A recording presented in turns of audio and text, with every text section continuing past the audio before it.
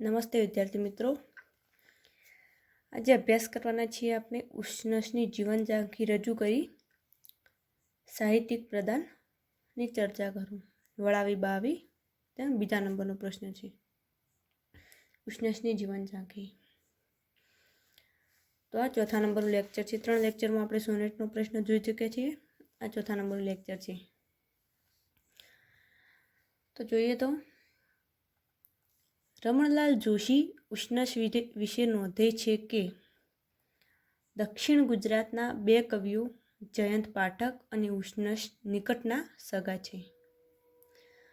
એ મૂળ પંચમહાલના છે, જેમનું વતન પંચમહાલ ગણાવ્યું છે. બંનેની કવિતામાં દક્ષિણ ગુજરાતી પ્રકૃતિનું આલેખન થયું છે. બંને પ્રણય અને પ્રકૃતિના વિવિધ રૂપો આલેખે છે. ત્યારે ધીંગી બળગટ ઉર્મિઓનો શબ્દબદ્ધ કરે છે. તો અહીં વતન પંચમહાલ.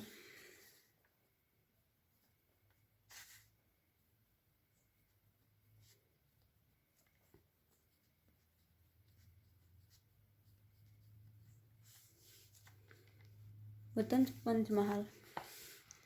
ઉષ્ણસ અનુઆધ્યુયુગના કવિ છે. અનુગાંધીયુગના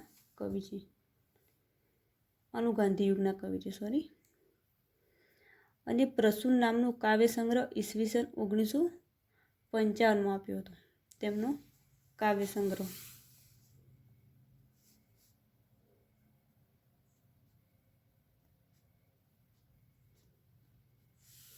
પ્રસૂન 1955.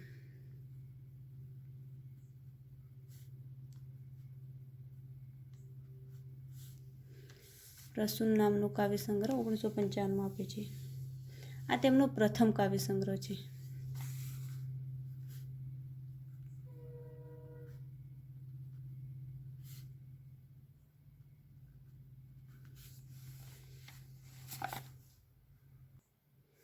તો હવે આવે છે ઉષ્ણસનું જીવન.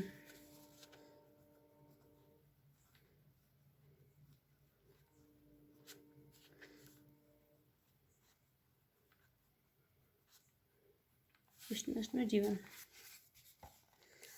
નટવરલાલ કુબેરભાઈ પંડ્યા.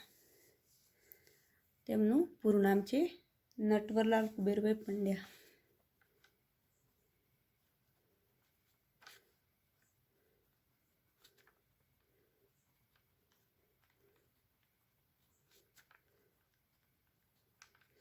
આ ઉષ્ણસનું પૂરું નામ છે. ઉષ્ણસ નામનું ઉપનામ છે. તેમનો જન્મ 28મી સપ્ટેમ્બર 1920.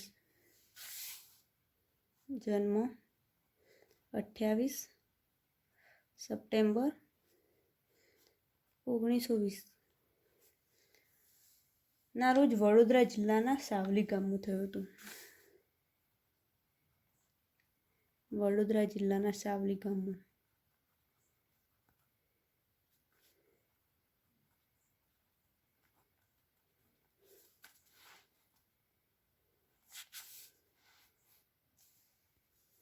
એમની માતાનું નામ લલિતાબહેન.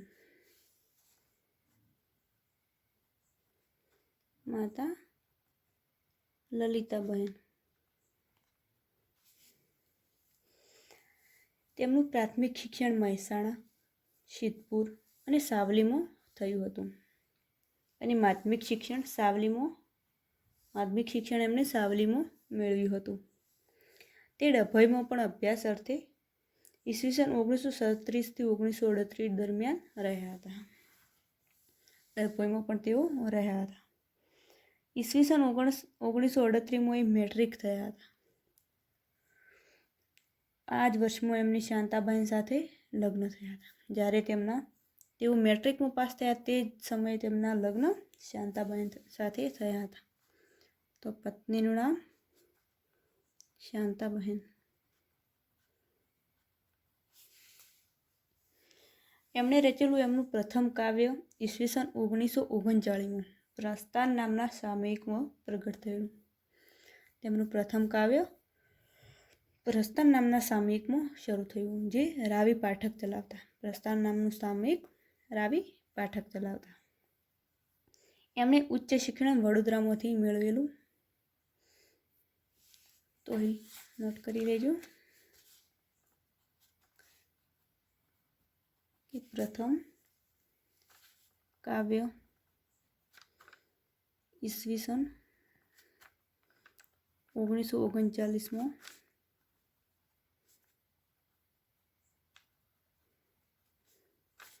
પ્રસ્થાન સામયિકમાં પ્રગટ થયેલું. તેમણે ઉચ્ચ શિક્ષણ વડોદરામાંથી મેળવ્યું. 1942માં સંસ્કૃત સાથે BA થયા. 1942માં તેઓ BA થયા. ત્યારબાદ તેમણે 1 વર્ષ ભણવાનું છોડી દીધું, કારણ કે તેઓ ગાંધીજીની હિન્દ છોડોની ચળવળમાં ભાગ લેવા માંગતા હતા. 1944માં એમણે ટીચિંગ ડિપ્લોમા પાસ કર્યો. 42માં તેઓ BA થયા, 1 વર્ષ અભ્યાસ છોડી દીધો અને 44માં તેઓ ટીચિંગ ડિપ્લોમા પાસ કર્યો. 1945માં ગુજરાતીના વિષયમાં MA થયા. 44માં તેમણે ડિપ્લોમા પાસ કર્યો અને 45માં ગુજરાતી વિષયમાં MA થયા. ઈસવીસન 1942થી 1946 દરમિયાન વડોદરાની રોજરી હાઈસ્કૂલમાં શિક્ષક રહ્યા.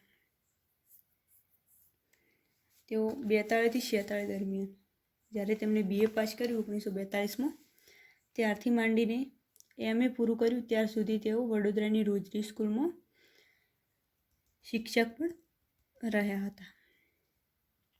1946માં થોડોક સમય આકાશવાણી વડોદરામાં નભોવાણીના તંત્રી રહ્યા.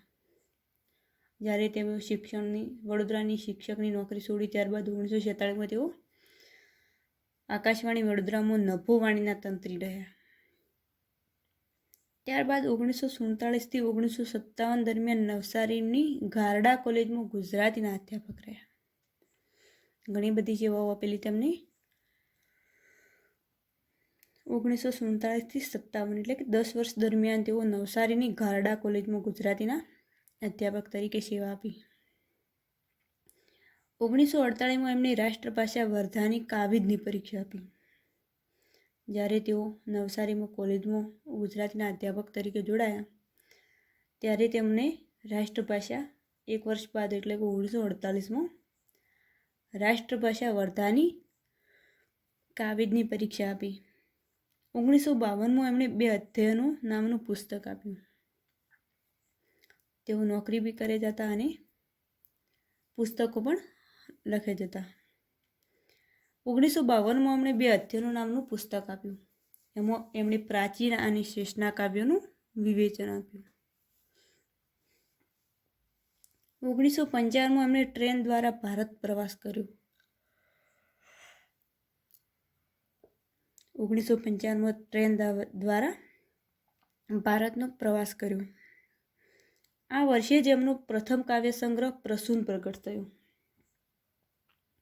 જેમનો પ્રથમ કાવ્ય સંગ્રહ હતો 1955માં પ્રસૂન, તે તેમનો આ સમય દરમિયાન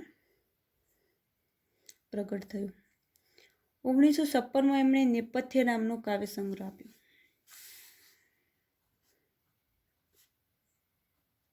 1956માં નેપથ્ય નામનો કાવ્ય સંગ્રહ આપ્યો. ઈસવીસન 1959માં પ્રગટ થયેલા એમના કાવ્ય સંગ્રહ આદ્રા ને કુમારચંદ્રક મળ્યો. તેમનો કાવ્ય સંગ્રહ હતો આદ્રા. તેમને 1959 કુમારચંદ્રક મળ્યું.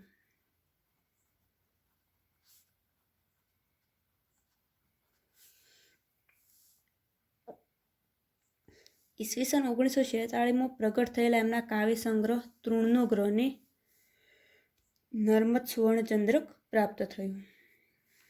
તેમનો બીજો કાવ્ય સંગ્રહ તૃણનો ગ્રહ, તેને નર્મદ સુવર્ણચંદ્રક પ્રાપ્ત થયું.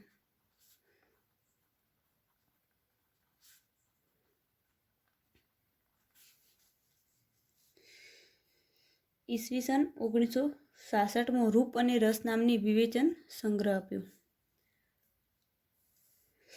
1966મો રૂપ અને રસ નામનો વિવેચન સંગ્રહ આપ્યો. 2 વર્ષ બાદ એમણે સ્પંદ અને છંદ નામનો કાવ્ય સંગ્રહ આપ્યો. 2 વર્ષ બાદ સ્પંદ અને છંદ નામનો કાવ્ય સંગ્રહ આપ્યો. ઈસવીસન 1957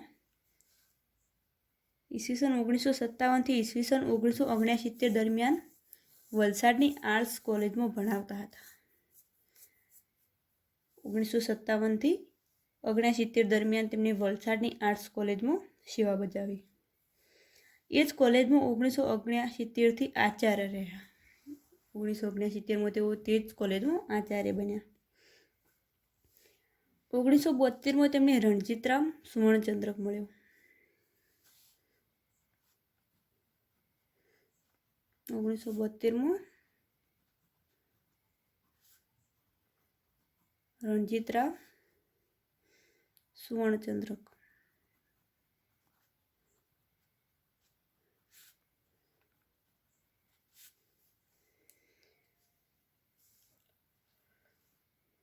ઈસવીસન 1973માં એમને અશ્વત્થ નામના કાવ્ય સંગ્રહ માટે નાનાલાલ પારિતોષિક અને સાહિત્ય અકાદમી દિલ્હીનો પુરસ્કાર મળ્યો. ઘણા બધા પુરસ્કારો પ્રાપ્ત થયા છે એમને કે અશ્વત્થ નામના કાવ્ય સંગ્રહ માટે. અશ્વત્થ નામના કાવ્ય સંગ્રહ માટે નાનાલાલ પારિતોષિક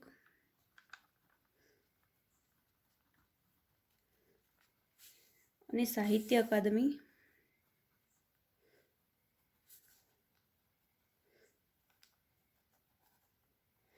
દિલ્હીનો પુરસ્કાર મળ્યો.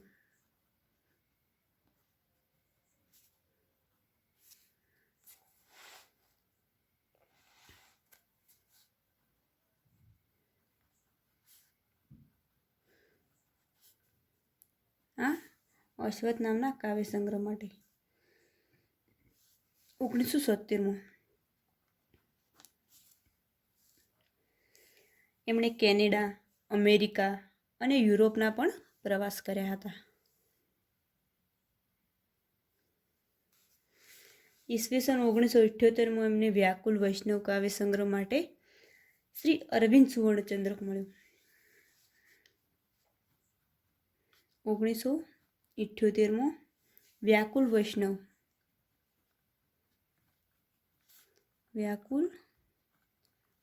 વૈષ્ણવ આ કાવ્ય સંગ્રહ માટે તેમને શ્રી અરવિંદ સુવર્ણચંદ્રક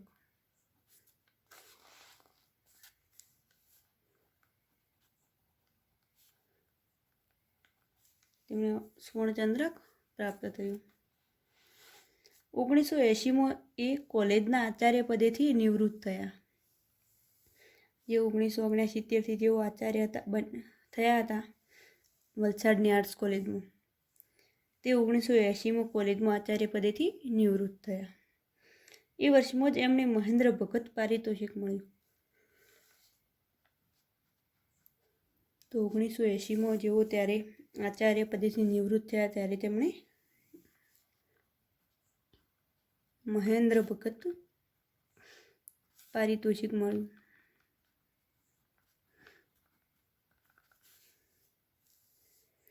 એમણે સાહિત્ય અકાદમી દિલ્હીના ઉપક્રમે ઉત્તર પ્રદેશની સાહિત્ય યાત્રા કરી હતી.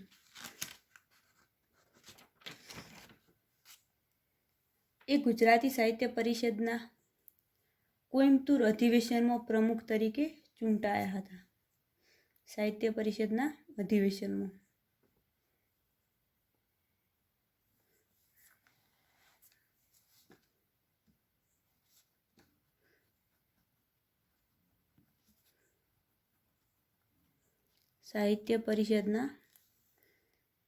અધિવેશનમાં કોઈમ્બતુર અધિવેશનમાં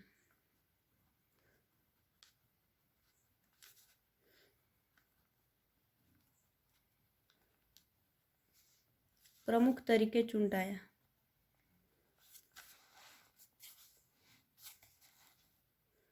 પ્રમુખ તરીકે ચૂંટાયા. એમણે દર્શક એવોર્ડ અને સ્વામી સચ્ચિદાનંદ સન્માન પણ પ્રાપ્ત થયા છે. તેમણે દર્શક એવોર્ડ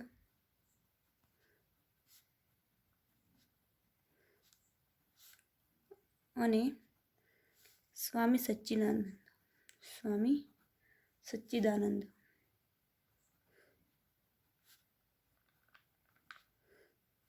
સન્માન પણ તેમને પ્રાપ્ત થયા છે. તો ફરી તેમનું એકવાર જીવન જોઈ લઈએ કે ઉષ્ણસનું પૂરું નામ નટવરલાલ કુબેરભાઈ પંડ્યા છે. નટવરલાલ કુબેરભાઈ પંડ્યા તેમનું પૂરું નામ. ઉષ્ણસ તેમનું ઉપનામ છે. તેમનો જન્મ 28મી સપ્ટેમ્બર 1920ના વડોદરા જિલ્લાના સાવલીમાં થયેલો છે. વડોદરા જિલ્લામાં સાવલીમાં તેમનો જન્મ થયેલો છે. તેમની માતાનું નામ લલિતાબહેન હતું. તેમનું પ્રાથમિક શિક્ષણ મહેસાણા, સિદ્ધપુર અને સાવલીમાં થયું હતું. માધ્યમિક શિક્ષણ પણ એમણે સાવલીમાંથી જ મેળવ્યું. ડભોઈમાં પણ તેઓ અભ્યાસ અર્થે રહી ચૂકેલા. 1936 થી 1938 દરમિયાન તેઓ ડભોઈમાં પણ અભ્યાસ અર્થે રહી ચૂકેલા. 1938માં તેઓ મેટ્રિક પાસ થયા. આ જ વર્ષમાં તેમના લગ્ન શાંતાબેન સાથે થાય છે. પત્નીનું નામ શાંતાબેન. તેમણે રચેલું એમનું પ્રથમ કાવ્ય 1939માં પ્રસ્થાન નામના સામયિકમાં પ્રગટ થાય છે. આ પ્રસ્થાન નામનું સામયિક રામનારાયણ વિશ્વનાથ પાઠક ચલાવતા. તેમાં તેમનું પ્રથમ કાવ્ય પ્રગટ થાય છે. એમણે ઉચ્ચ શિક્ષણ વડોદરામાં મેળવ્યું હતું, એટલે કે ડભોઈમાં ઉચ્ચ શિક્ષણ તેમને મેળવ્યું હતું. 1942માં એ BA થયા. સંસ્કૃત ઓનર્સ સાથે BA થયા. ત્યારબાદ તેમણે એક વર્ષ ભણવાનું છોડી દીધું, કારણ કે તેઓ ગાંધીજીની હિંદ છોડો ચળવળમાં ભાગ લેવા માગતા હતા. યાદ રાખજો કે 1942માં તેઓ સંસ્કૃત વિષય સાથે BA થયા.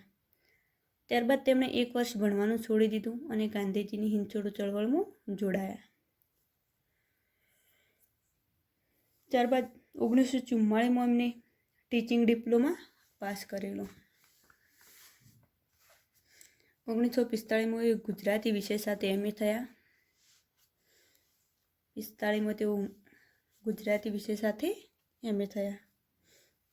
તો અહીં નોટ કરી લે. 1942માં BA થયા સંસ્કૃત સાથે. 43 એક વર્ષ તેઓ ભણવાનું છોડી દીધું 1943માં, કારણ કે તે હિંદ છોડો ચળવળમાં ભાગ લેવા માગતા હતા. 1944માં ટીચિંગ ડિપ્લોમા પાસ કર્યું.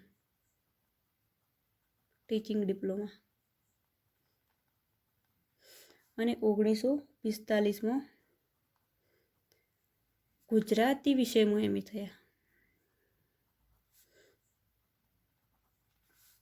BA સંસ્કૃત વિષય સાથે કરેલું છે તેમણે, અને ગુજરાતી 1945માં MA ગુજરાતી વિષય સાથે પાસ થયા.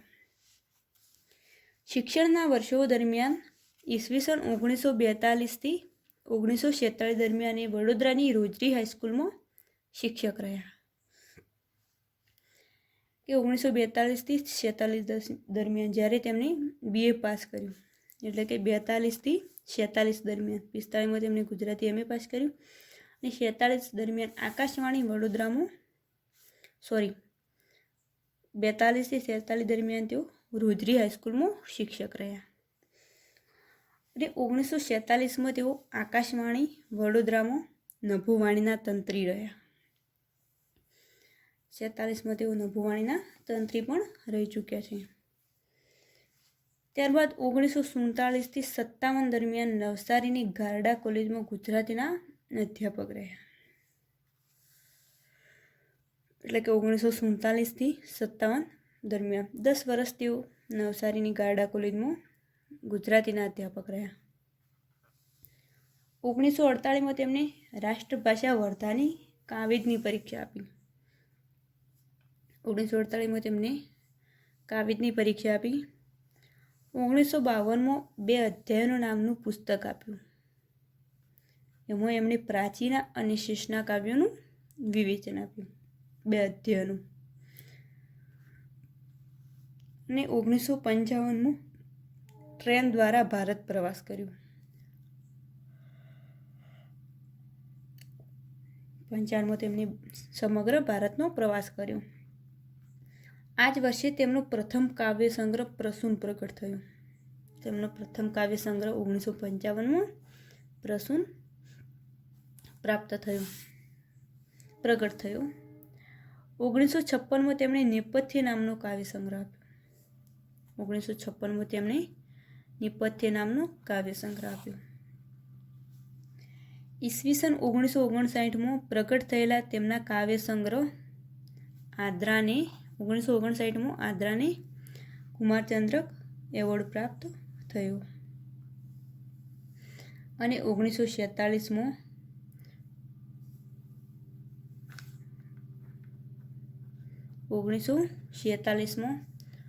તૃણનો ગ્રહ આ કાવ્ય સંગ્રહને નર્મદ સુવર્ણચંદ્રક પ્રાપ્ત થયું. 1946માં એમણે 1966માં રૂપ અને રસ નામનો વિવેચન સંગ્રહ આપ્યો.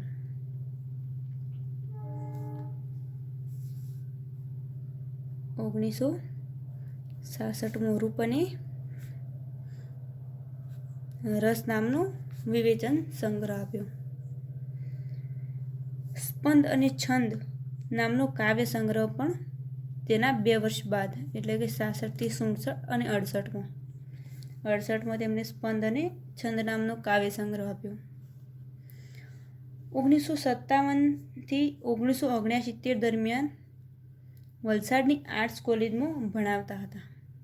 1957થી 1969 દરમિયાન તેઓ વલસાડની આર્ટ્સ કોલેજમાં શિક્ષક તરીકે નોકરી કરી. અને એ જ કોલેજમાં 1969થી આચાર્ય પદે રહી ચૂક્યા.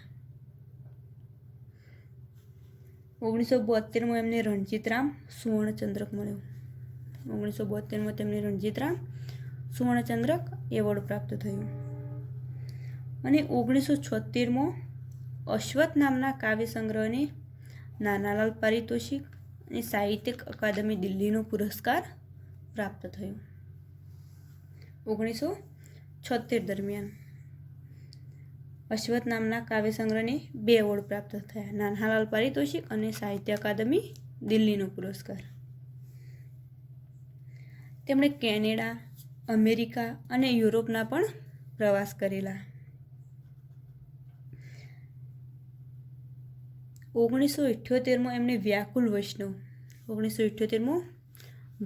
વૈષ્ણવ ને શ્રી અરવિંદ સુવર્ણચંદ્રક પ્રાપ્ત થયું છે. 1978માં ઈસવીસન 1980માં કોલેજના આચાર્ય પદેથી નિવૃત્ત થયા. જ્યારે 1969માં તેઓ કોલેજના આચાર્ય પદે વલસાડની આર્ટ્સ કોલેજમાં હતા, તેઓ 1980માં નિવૃત્ત થયા. અને એ જ વર્ષે તેમને મહેન્દ્ર ભગત પારિતોષિક મળ્યું. 1980માં મહેન્દ્ર ભગત પારિતોષિક એવોર્ડ પ્રાપ્ત થયો. એમણે સાહિત્ય પરિષદના દિલ્હીના ઉપક્રમે ઉત્તર પ્રદેશની સાહિત્ય યાત્રા કરી હતી. સાહિત્ય અકાદમી દિલ્હીના ઉપક્રમે ઉત્તર પ્રદેશની સાહિત્ય યાત્રા પણ કરી હતી. એ ગુજરાતી સાહિત્ય પરિષદના કોઈમ્બતુર અધિવેશનના પ્રમુખ તરીકે ચૂંટાયા હતા. ગુજરાતી સાહિત્ય પરિષદના કોઈમ્બતુર અધિવેશનમાં પ્રમુખ તરીકે ચૂંટાયા. તેમણે દર્શક એવોર્ડ અને સ્વામી સચ્ચિદાનંદ એવોર્ડ પણ તેમને પ્રાપ્ત થયેલો જોવા મળે છે.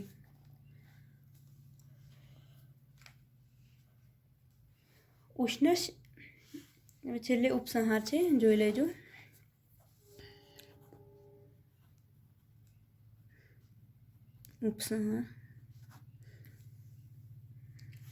તો કે ઉષ્ણસ એમના જીવનમાં સાહિત્ય ક્ષેત્રે હંમેશા પ્રવૃત્તિશીલ જ રહ્યા છે. નિવૃત્તિના વર્ષોમાં સંસ્કાર મિલન અને પ્રબુદ્ધિ જેવી સંસ્થાઓ દ્વારા પ્રવૃત્તિમય રહ્યા છે. તો સંસ્કાર મિલન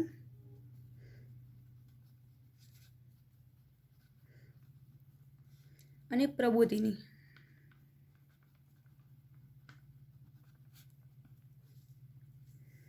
આ બે સંસ્થાઓ દ્વારા તેઓ પ્રવૃત્તિમય રહેતા. એમણે વિદ્યાર્થી અવસ્થામાં જ સંસ્કૃતના સંસ્કાર ઝીલ્યા હતા. તેમણે BA સંસ્કૃત વિષય સાથે કર્યું હતું, તેથી તેઓ વિદ્યાર્થી અવસ્થામાં જ સંસ્કૃતના સંસ્કાર ઝીલ્યા હતા. કિશોર વયે એમણે કાવ્યો રચવાનો આરંભ કર્યો હતો. નાની વયે તેમણે કાવ્યો રચવાનો આરંભ કર્યો હતો. એમણે સતત કાવ્ય સર્જન કરી વિપુલ સંખ્યામાં કાવ્યો આપ્યા હતા. ઘણા બધા કાવ્યો તેમને આપ્યા હતા. 1955માં તેમનો પ્રથમ કાવ્ય સંગ્રહ પ્રસૂન પ્રાપ્ત થાય છે. તેમનો જન્મ 1920માં થયો અને પ્રથમ કાવ્ય સંગ્રહ 1955માં આપ્યો. એટલે કે 35 વર્ષની ઉંમરે તેમને પ્રથમ કાવ્ય સંગ્રહ આપ્યો. ખૂબ જ નાની ઉંમર કહેવાય. કિશોર વયે એમણે કાવ્યો રચવાનો આરંભ કર્યો હતો. તેમણે સતત કાવ્ય સર્જન કરીને વિપુલ સંખ્યામાં કાવ્યો આપ્યા. એમણે પ્રવાસ ગ્રંથ તેમજ સંસ્મરણો ગ્રંથ પણ આપ્યા છે.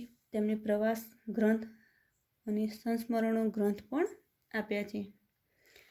એમની કવિતા એમની દીર્ઘ સર્જન યાત્રાનું પરિણામ છે. શિક્ષણવિદ અને ચિંતક વિચારક ઉષ્ણ સાહિત્યમાં કવિ તરીકે પ્રતિષ્ઠિત છે. ત્યારે ડૉક્ટર જયંત પાઠક કહે છે કે ભાવ, ચિંતન અને કલ્પનની સમૃદ્ધિ, કથન વર્ણનની સભરતા અને ઇન્દ્રિય સ્પર્શિતા તથા બાનીની પ્રૌઢતા તેમજ સબળતા તેમની કવિતાને એક આગવું વ્યક્તિત્વ અર્પે છે. તો જયંત પાઠક તેમના વિશે આ વાક્ય કહે છે. ફરી એકવાર જોઈ લો. ભાવ, ચિંતન અને કલ્પનની સમૃદ્ધિ, કથન વર્ણનની સભરતા અને ઇન્દ્રિય સ્પર્શિતા તથા બાનીના પ્રૌઢતા તેમજ સબળતા એમની કવિતાને એક આગવું વ્યક્તિત્વ અર્પે છે. આ ઉષ્ણસે ગુજરાતી ભાષામાં ઘણા બધા કાવ્યો લખ્યા છે. તેમને ઘણા બધા પારિતોષિક પણ પ્રાપ્ત થયા છે. તેમણે સાહિત્ય સર્જન પણ વિપુલ પ્રમાણમાં કર્યું છે. તેમણે વળાવી બાવી તેમાં ઘણા બધા કાવ્યોનો સંગ્રહ પણ કરેલો છે. તો આ લેક્ચર ચોથામાં ઉષ્ણસની જીવન ઝાંખી આપણે જોઈ લીધી. હવેના નેક્સ્ટ લેક્ચરમાં આપણે જોવાના છે તેમનું સાહિત્યિક પ્રદાન. તો એમણે સાહિત્ય ક્ષેત્રે પણ ઘણા પ્રદાનો કર્યા છે, તે આપણે જોવાના છે. પછી તેમની બીજા લેક્ચર 5મા લેક્ચરમાં તેમના સાહિત્યિક સ્વરૂપો જોઈએ અને 6ઠા લેક્ચરથી આપણે કાવ્યોની શરૂઆત કરીશું. તો 1955માં તેમનો પ્રથમ કાવ્ય સંગ્રહ મળે છે. ત્યારથી માંડીને તે ઘણી બધી કવિતાઓના પ્રસ્તુન, નેપથ્ય, આદ્રા, મનોમુદ્રા, તૃણનો ગ્રહ, સ્પંદ અને છંદ, કિંકિણી, અશ્વત્થ, રૂપનાલય, વ્યાકુળ અને વૈષ્ણવ, પૃથ્વી અને પશ્ચિમની ચેરી એમ ઘણા બધા કાવ્ય સંગ્રહો આપે છે. તો એ આપણે આગળના લેક્ચરમાં જોઈશું. જોઈ લેજો.